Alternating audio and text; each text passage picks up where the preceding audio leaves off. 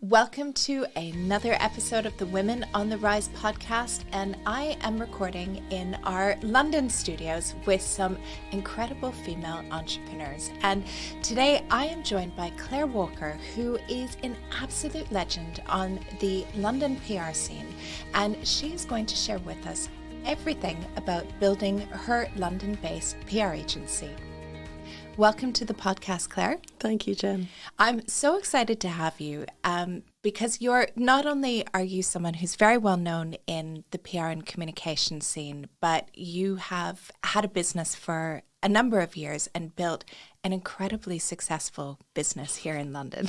Thank you. I think it's 38 years now, which is quite a while. And actually, I'm really proud to say that it's been profitable for all of those years, which is quite remarkable. But yes, that's quite a long time to be running a business. Yeah, well, I mean, it's the time just goes by, doesn't it, when you have your business? It really does. It sort of feels like about 2 years ago, to be honest with you. Right. It's ridiculous how time has flown by and how much. But then I reflect how much fun I've had, and I've packed quite a lot of fun into those 38 years, which is great. Do you know, a friend of mine said to me the other day, she said, when you describe yourself, you need to say that you have 3 decades of entrepreneurship experience. And I'm like, no, that makes me sound old. And I was like, and she's like, yes, you are.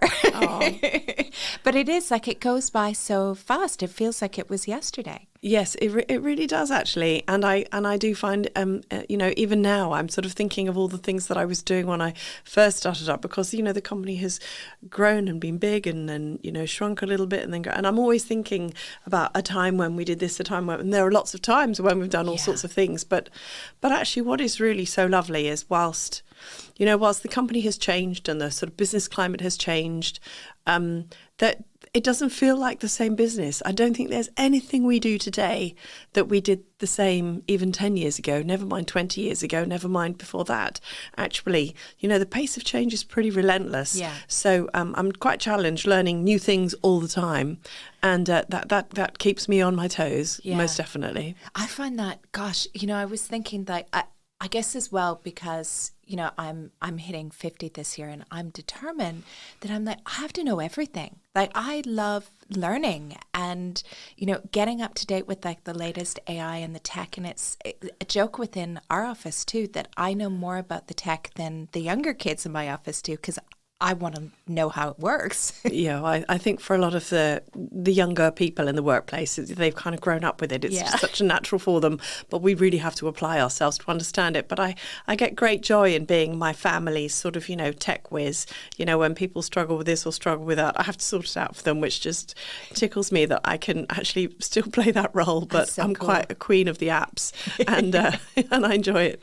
Amazing. Well, before we dive in, because I have a million questions for you. Maybe you can tell everybody who doesn't know you just a little bit about your entrepreneurial journey. Of course. Well, I did actually set up Firefly in 88. And I wouldn't say it was on a whim, but it was as a result of, other things that were going on in my life. And it was very different times then. It was all, Margaret Thatcher era and women power and those sorts of things.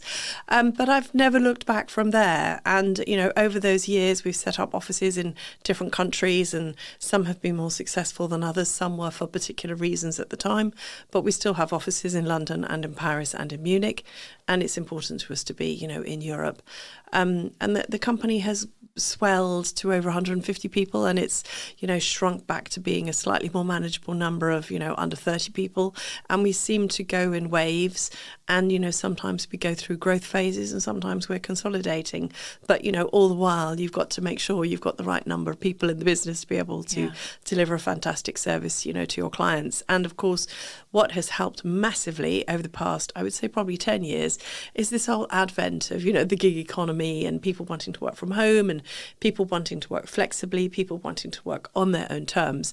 So you can begin to have, a core team of however many full-time members of staff, but then you can swell by working with freelancers, people who want to be independent. So you can sort of, grow your ranks that way. So a business is much more able to flex, to be larger or smaller, depending on what the requirements are from your clients. Yeah, I agree with you so much on the freelancer point. I remember when I started my first business in London, I didn't have the money to go and hire people full time. And also, when you have people full time, it adds on a whole different level of complexity. But all of a sudden, with freelancers, I was able to bid for so many different projects because you could pull in the skills or the seniority based on what you needed, but maybe you didn't need a really highly experienced person full time, but for a specific project. Yes, if you've got that sort of marching army out there able to support you, it does give you many strings to that bow, which is and then you can choose the right people for the right, particular challenge that is presented to you. So it's been wonderful that, to be able to have people who can work from anywhere. We've had people working from Scotland, from abroad, from all over the world, but they may be the right person for that job at that point in time. It doesn't matter where you're based. We get our design work done in Colombia. That's fine. But that's the way we should be doing it now. I believe so. Yeah. I really believe that. Yeah, that's another new change to get your head around. Yeah, but a good one. But of course, some people just can't think that way. They can't think differently. But we've learned to pivot very quickly. And I think actually, one of the things that has sort of kept me on the straight and narrow, with the business, or has at least kept me focused on, the changes that are coming with technologies. The fact that we work for technology companies. So we're normally talking about, things like AI, years ago. So when it, finally arrives, we really understand what the opportunities are that come with it. So I think I'm blessed in a way that we sort of specialize a bit in the tech sector. So we get a good advance warning that, things are going to be very different. So start understanding what how that could change. That's amazing that you're able to do that. I would love to know, when you started your agency in '88, what was your reason behind doing that? Because a lot of times when I hear from entrepreneurs, there's always a reason why they started their business. I should think there's quite a few, actually, because I think what happens is this sort of perfect storm around a lot of other things. But I had been working in an agency, a big global agency that had been bought out by another, big agency. And at that point, I think it lost the personal touch that I really, really enjoyed. But I was on great terms with my manager and the head of that agency. And in fact, I still am. They are still people I really, really respect. So we're still in good contact. But I just felt at that time, IT was exciting. There was an opportunity for a new agency. But what I really needed was some sort of training and development. And I felt as though that opportunity to be trained and to develop myself wasn't really there. And when I politely inquired about it, I think the opportunity to sort of go on some courses, to have some intense training was really the norm. But it wasn't the norm in any business in those days. There wasn't that focus on training and development. So I thought I'd just have to go and find that myself. And that's why, I set up Firefly, really, because I wanted to have, a great agency that really looked after its people and brought them on and brought them forward. And I do believe there is a large proportion of the PR industry out there in the UK that have come through the Firefly, school of training. There are a lot of people there that have come through our graduate program or just our learning programs. And that's something that I really wanted to do. It's still something I'm very passionate about. So I think it was the hunt for learning and training. And I just thought, well, I could set up my own business and I could put myself on courses and I could learn about these things. And the overconfidence of youth. Yes. I didn't always have time to particularly go on those training courses. I think, unfortunately, for the people around me, I probably learned the hard way by trial and experiment. But I did learn fast, and I did take the time and effort to learn new things. Mm. And it's also having that independence too. I love that when I set up my own business, that it was like, well, I can do it on my terms, and I can work with the people I want to work with, and have the people that I like working with me. Being fairly strong-willed, I think I can identify that a lot. And that is something that is quite important, I think, particularly when you get to the point in your life where you might want to have a family. Yeah. I didn't really want to have to negotiate a half day off to actually go and get some fertility treatment that I needed. I just went. And I didn't really want to have those sort of discussions with people. I just wanted to be able to sort of construct my life in the way that I want it. But it wasn't just that way for me. You know, I always wanted to be a very supportive employer of anyone who had to have particular time off for anything that was very important in their life. And we've always adopted that sort of caring, nurturing culture for people as very important to me. I don't think that will ever leave Firefly.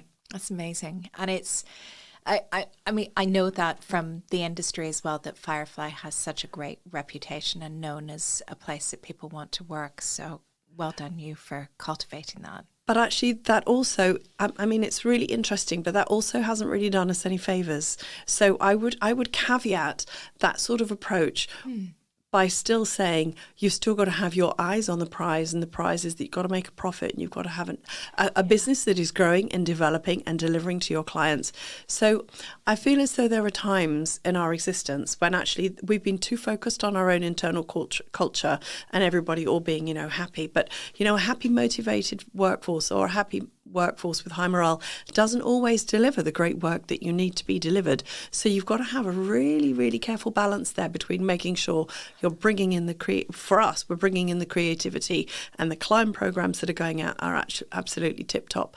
So, you know, you've actually got to balance that internal culture with what that feels for someone who is a customer or a client, and make sure that is paramount and perfect. And I hear this a lot from our 7-figure businesses, and I've experienced this as well, that it's so hard to get that balance right. And when we get a number of our 7-figure businesses together, the biggest conversation that comes up is team.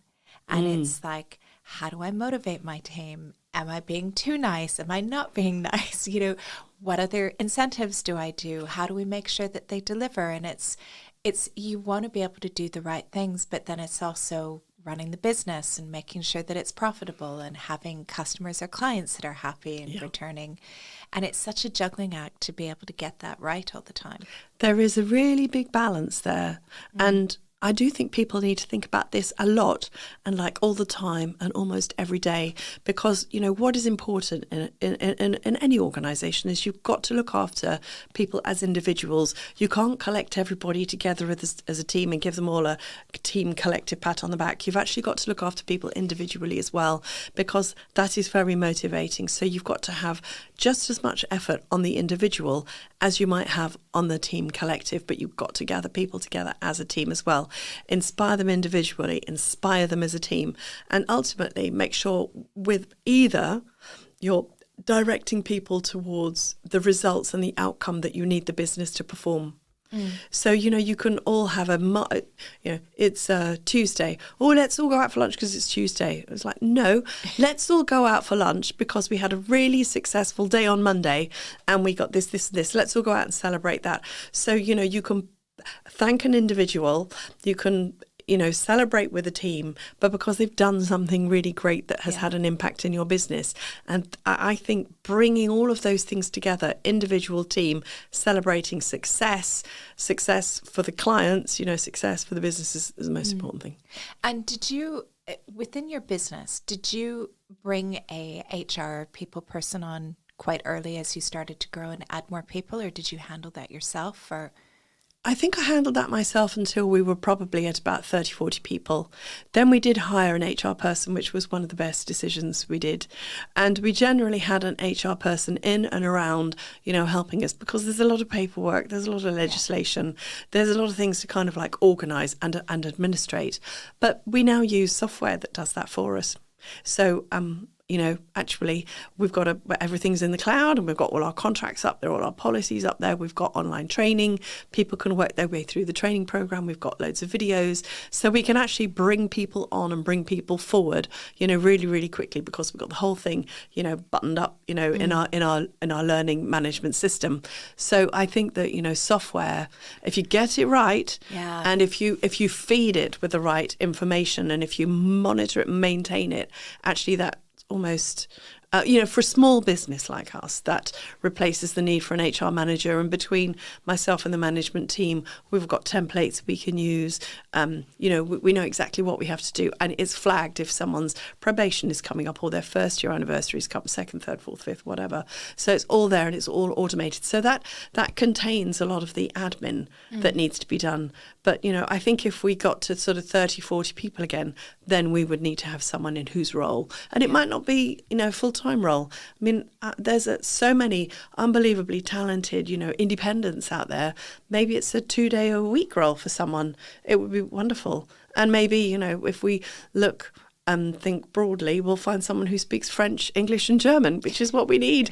And then it can all be taken care of. Yeah, well, but with one person, which would be wonderful. Because, but there are trilingual people out there. We hire trilingual people into our business. We've got trilingual operators. It just blows my mind how intelligent these people are, but they can literally sit in a meeting and switch between the languages and talk. It's just fantastic. I wish I could do that. Me too.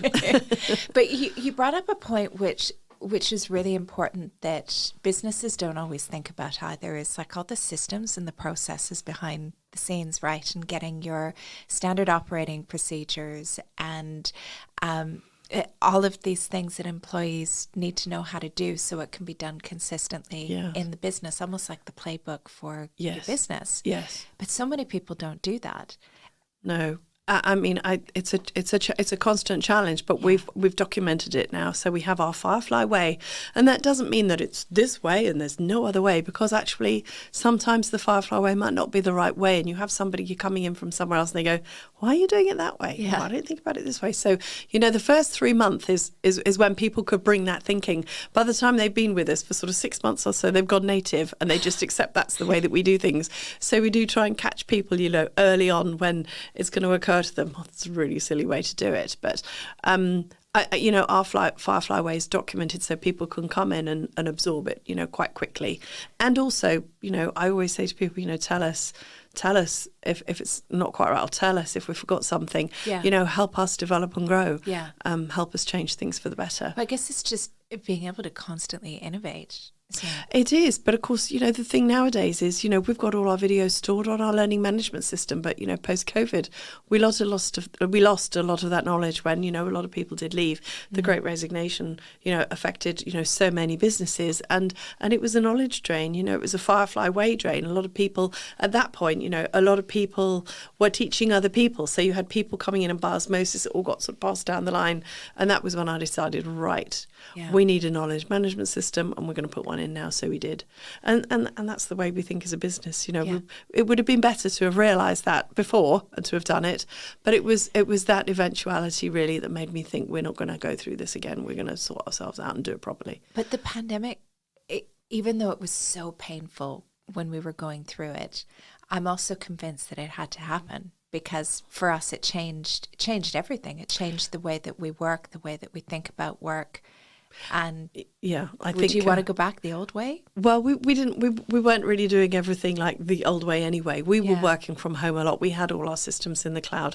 We could work remotely. So I think when the pandemic did hit, we were okay, because we'd been quite sort of flexibly working for a very long time. So the only thing that happened was that nobody really went into the office for a while, and that was a little strange. But, once you're chatting to all your colleagues on Zoom or Teams or whatever it was, you kind of feel as though you're with them anyway.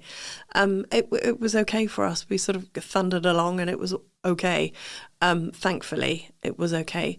But nobody could have predicted the Great Resignation and the impact of that. And that was very sad. I mean, it was so sad. I was very sad to lose so many people. But I also understand that, post-trauma, things need to change. People need to look at different walls. And I can't really explain it, because I don't think anybody can. But, I understand after a traumatic experience, people might want to try something different. Yeah.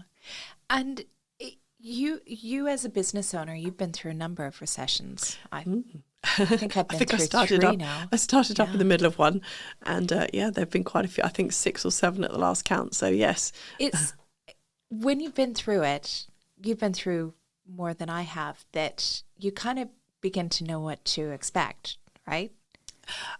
Well, it's always a bit different. Yes, but what I've done is I put in a few rules.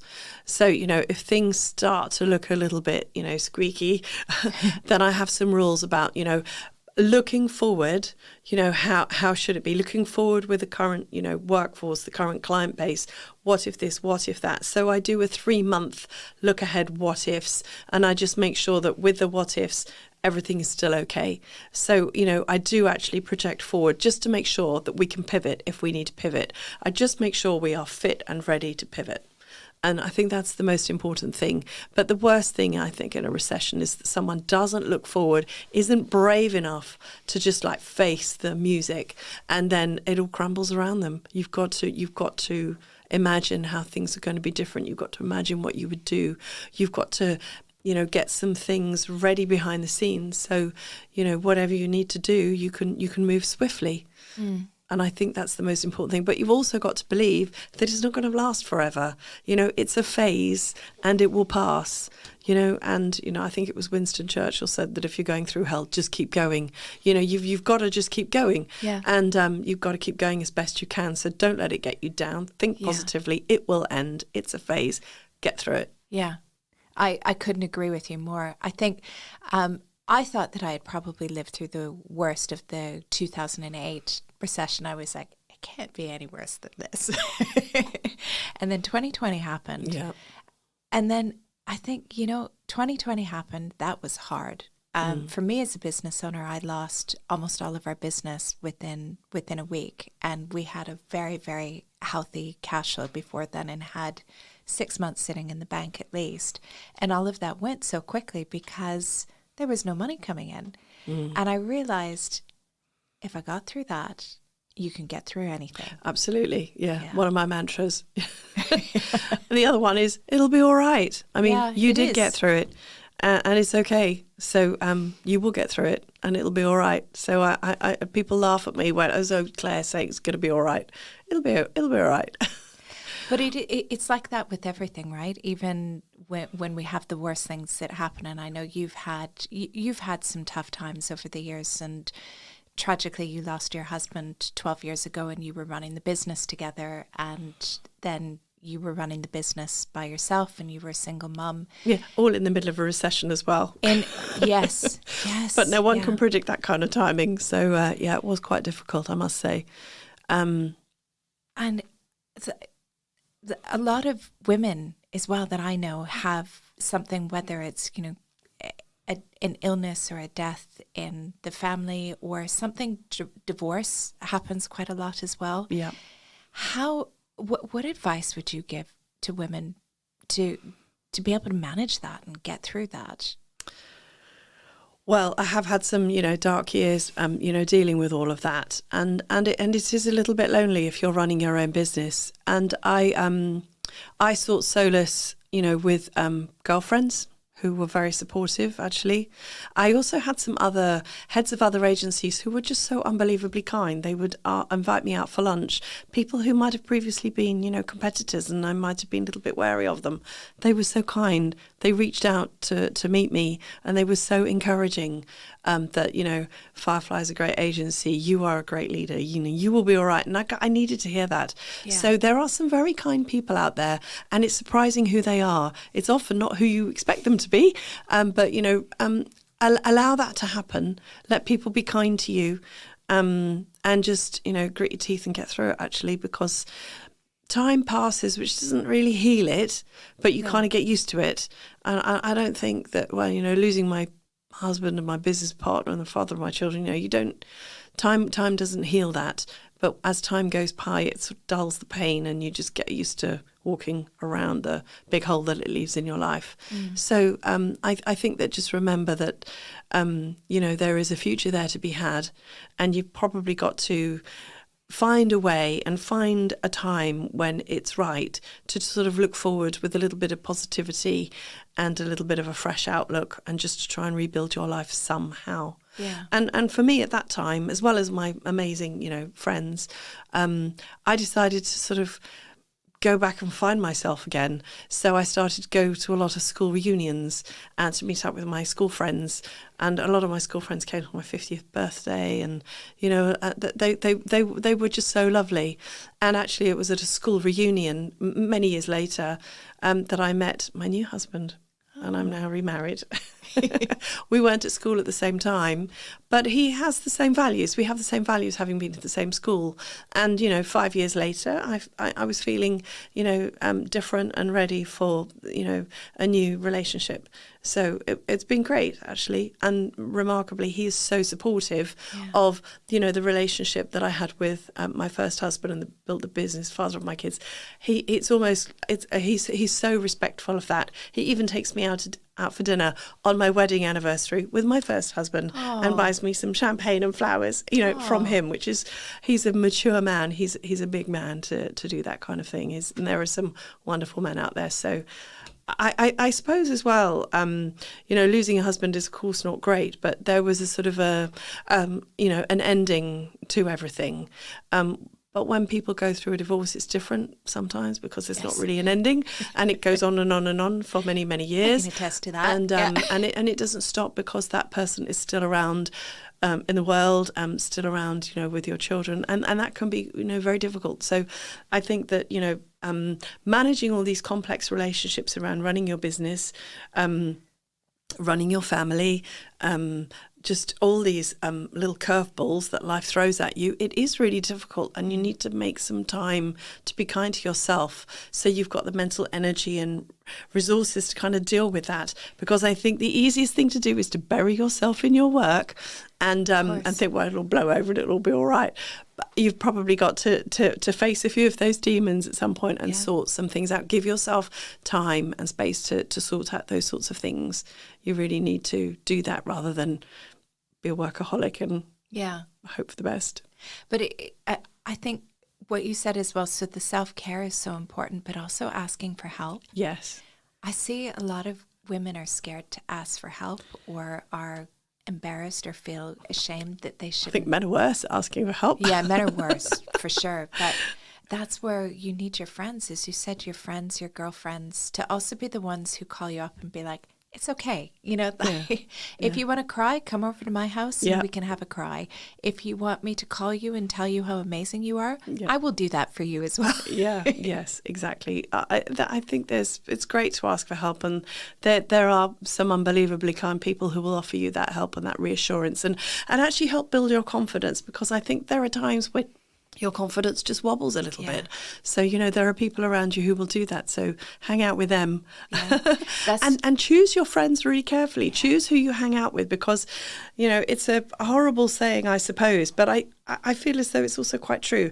There are people in your life who sort of drain you of your energy, who take a lot of your time, who are wanting things for themselves and not really giving a lot back.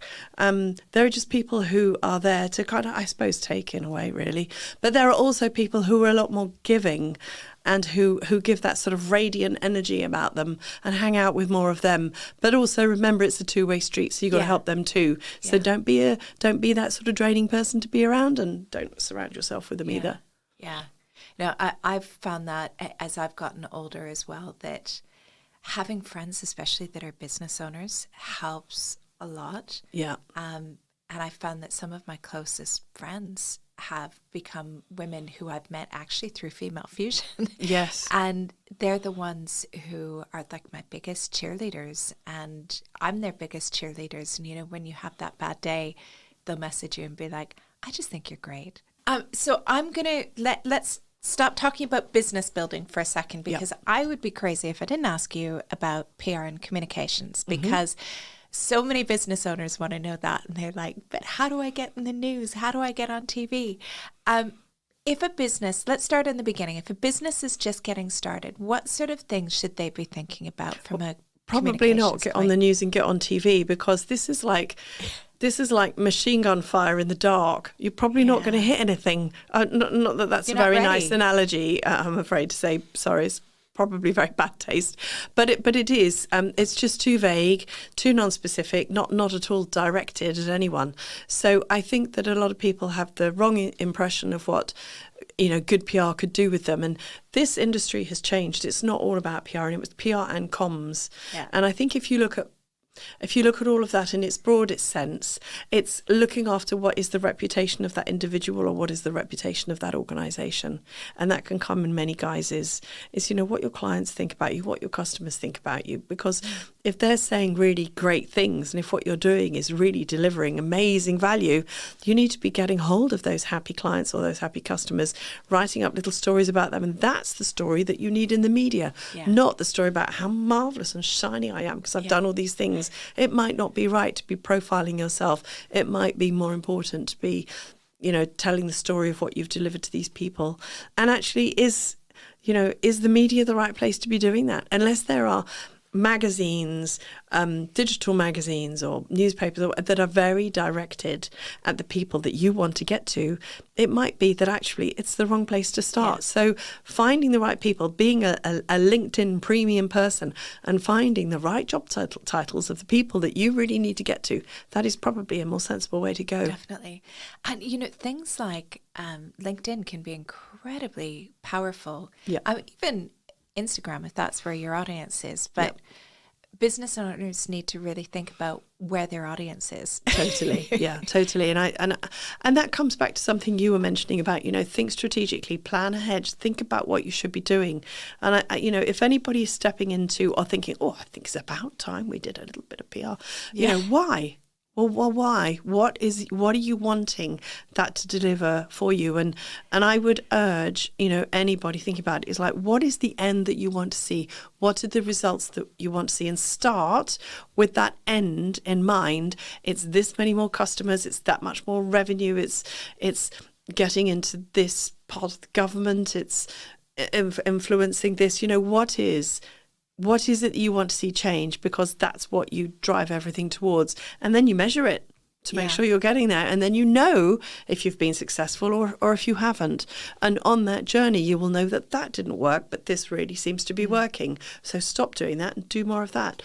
You probably have to experiment a little bit, but I think that at least knowing what the ROI is you are searching for is the most important thing. Yeah. I really love that you said that about thinking with the end result, because a lot of times people go to it and go, well, I want press coverage, because they think that press coverage is going to give them more sales. And it's like, is it really? Not really. That's not the end, is it? That's not the end in mind. Goal. It's people, and I think sometimes that there's this idea that if I am in a newspaper, all of a sudden I'm going to have 1,000 people buy from me. When really, that's just one of the many touch points that they need to see before they make that decision to buy from you.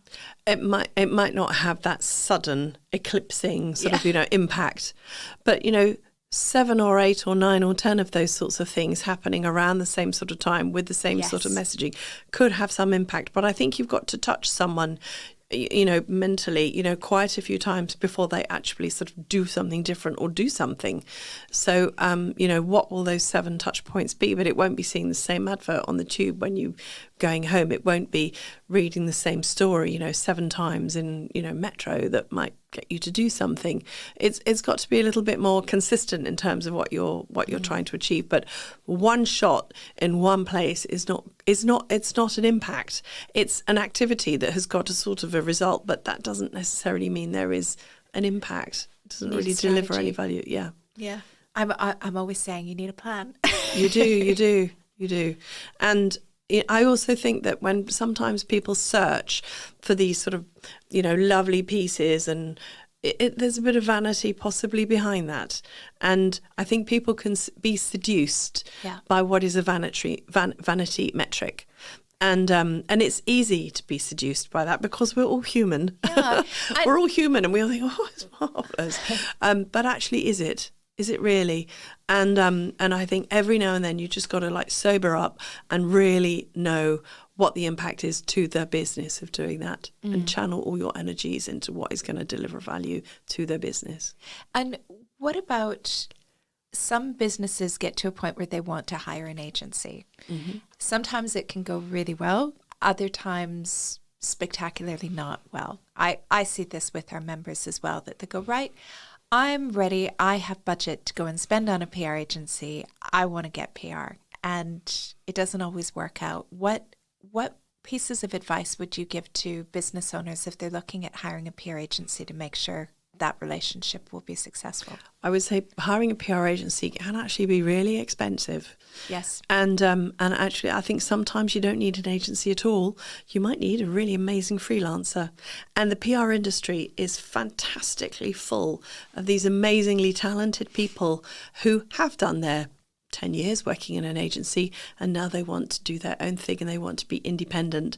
And it is the most fantastic pool of talent there ever was. So I would reconsider working with an agency unless you've got a budget of like thousands to spend a month.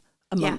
And because, the way an agency works is they would bring a client in on a sort of a basis to deliver a program over however many months, delivering a campaign over that period of time. So if you're not in a position to have a number of thousands of pounds over a period of months, then work with a freelancer who might give you half a day or a day, a week or something, or however much it is. But even with the freelancer, pin it down to what difference you want to see. Yeah. What are the results that are important to you? But it depends on where you are scaling as a business as to whether you would be better off working with a freelancer or better off working with an agency. There are always agencies that will work for a teeny tiny budget, but, will they be delivering the results that you want? Will you get half a day of someone who's fresh out of university, working on your business? I think it's really important to know who will be actually working on your business to make sure that you're getting that level of support that you really require. So, just be careful and know that you've got the budget, know what you want that budget to deliver, know who's working on your business. But unless you've got a big-ish budget, find a freelancer.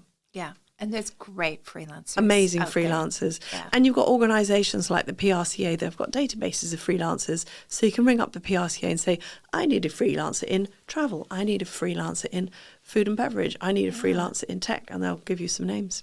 And I think as well that they have a global database, don't they? I believe they do, yeah. They're an amazing organisation. Yeah. Yeah, they reach out to all sorts of people everywhere. It's great. So that'll be great as well for people listening who are all over the world. Yes. But I'm also a big believer too. I guess it depends on where you're looking for getting press coverage of looking and hiring people in different markets, because sometimes as well you'll be able to find different talent that you might be able to find locally. Now for things like PR, sometimes that can be a bit challenging if you're looking for things locally, but then if you're looking for more international reach, some great freelancers for all sorts of things you can Absolutely. Yeah, they're all out there. Yeah. Yeah, it's a busy industry full of a lot of talented people. But, a lot of the people don't want to work in agencies, anymore. So, there are some fabulous people who work in agencies, and there are agencies that do really, really great work, but it's horses for courses. Yeah. And, I'm just trying to say that working with an agency isn't the only way to go. Yeah. Well, especially when you have a smaller budget. Yeah. You, as a small business, even if you're over seven figures or doing a couple million in a year, that you might not still have that amount of money allocated for doing PR and communications. No, that's right. And we are fairly careful. The sort of clients that we take on, we need to take on clients that are a certain size, because then we know we can deliver value back to them. So speaking from an agency's perspective, I need to sort of protect ourselves as well, because I don't want to find myself in a situation where we haven't quite got the time to do the great job that we would want to do. So we've got to sort of, some set ways of some good questions that we would ask people who are coming to us.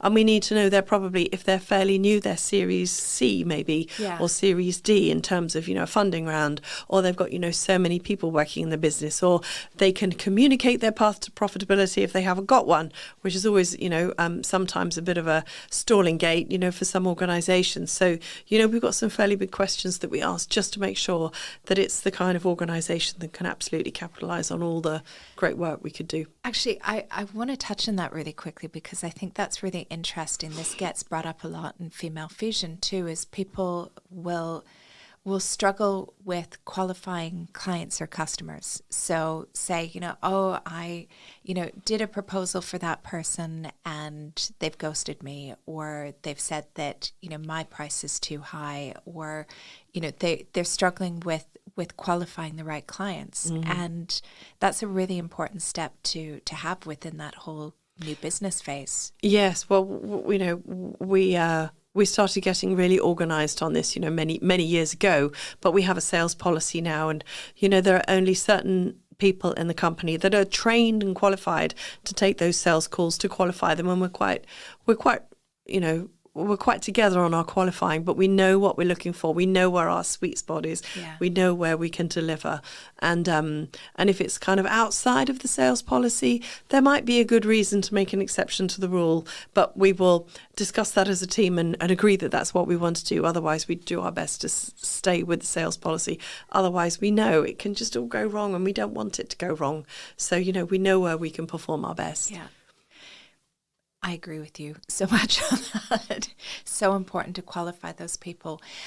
You're also doing a lot of training. You've played a really big role in the PRCA, which is the Public Relations Consultants Association. Correct, yes. You're doing a number of courses. You have been for years for them. But one course I think is really interesting, even for business owners, is you do a lot on negotiation. I do. I factor, managing difficult conversations and how to get yourself in the right, headspace for those sorts of difficult conversations. Because I think that, well, certainly from my perspective in the PR industry, there are a lot of people pleasers in the industry who just want to do everything and want to, oblige. And actually, a budget is a budget, and a plan is a plan, and you get that whole scope creep thing going on, and before you know where you are, a client might be paying you for 3 days work a week, but you're doing sort of like 4.5. And I think this is where a lot of agencies haven't quite got the right controls in place, because you should know that you should be able to deliver great results on those 3 days, and you should know what those 3 days are looking like. And you can flex and do other things if they come in, but then maybe other things that aren't so important aren't done. But the classic thing is to sort of embrace it all and just sort of lie down as and accept it all. So I think that having a kind way of just keeping the scope within the budget is what a lot of people need in the PR industry. So I train people how to do that. I think it's something entrepreneurs need a lot of help with as well. I'm sure, because you can easily get carried away by doing everything for everyone, and actually you probably might find that you're spending an awful lot of time doing the things that aren't really making a difference to your business, and not enough time on the things that really do make a difference. So this whole Pareto principle, 80-20 rule applies, and you need to think about that. And sometimes it helps to talk to somebody else about some of these things, because they can point out to you what is immediately obvious if you're coming into these things fresh. But if you're working in your business and trying to do things, you're sort of blind to it because there's so much going on around you. So fresh pair of eyes can sometimes be a good thing. But I do help people just get themselves in the right headspace. I help them to learn how to prep for those awkward conversations. I help them to work out how to think of the other person's point of view, because that is really important. I help them to think about their listening, because actually the biggest part of a negotiation is to listen to what the other party is saying and what the other party wants. You got to really listen to understand that, and then zone in on the things that are really, really important, because a lot of it won't be so important, but there are some really key points that will be very important. So what are they?